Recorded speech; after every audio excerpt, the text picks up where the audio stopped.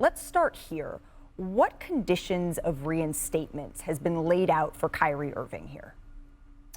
Well, I think Sean Marks described some of them this morning at shoot-around, including a meeting with leaders of the Jewish community around Brooklyn.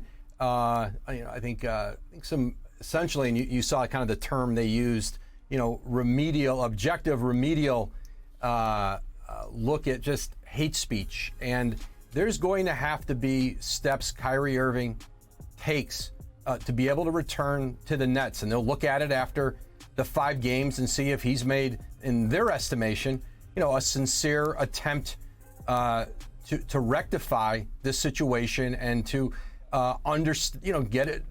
gain a deeper and perhaps a more sincere understanding of the hurt he caused in the last week by his refusal to A, apologize, and B, condemn the material that was in the film on the platform that he shared on his platform. So what about the communication between Kyrie Irving and the Nets franchise? What does that look like, and why is it important?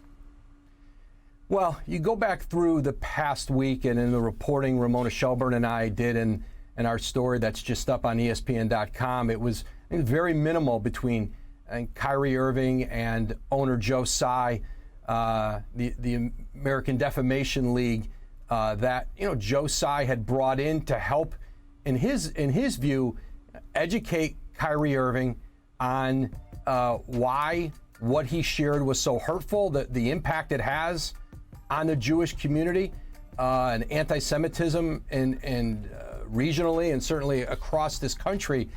And most of that dialogue, if not virtually all, we were told, was with his agent. And so that Kyrie Irving and the Nets really discussed this between his agent and not so much with the ADL, with Joe Tsai. And that was a big part of our reporting, that the reason it took until last night to see the kind of not just the suspension, but the strong statement that the Nets issued was because Joe Tsai had really been out there over the past week, determined to try to educate Kyrie Irving, to try to get him to understand why this was such an important issue, whereas there were others in his orbit, from the commissioner's office to his front office, his own front office, that wanted to see a more punitive approach, especially after Saturday night, when Kyrie Irving had a chance in that first news conference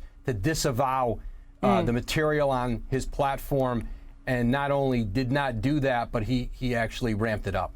Woj, I'm reading the story that you and Ramona, you're reporting on ESPN.com right now. And in it, it says that part of what needs to happen for Kyrie Irving is an apology for supporting the film and the falsehoods within it, and training sessions, you're reporting, on the dangers of hate speech, sources said. And there would also need to be meetings with Brooklyn Jewish leaders. So we've seen that first step, the apology, which Sean Marks acknowledged is a good first one to take. But is it a guarantee that we're going to see Kyrie Irving back in a Nets uniform?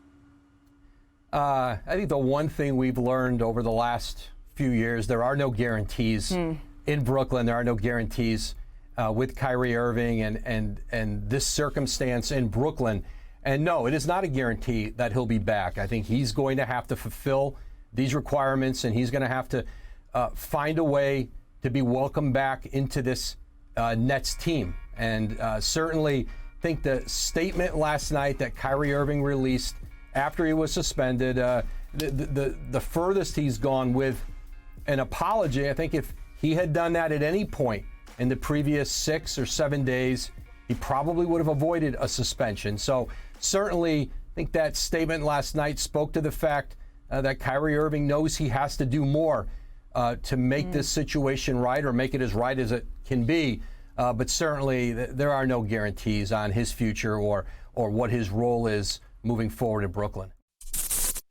Thank you for watching ESPN on YouTube. For live streaming sports and premium content, subscribe to ESPN+.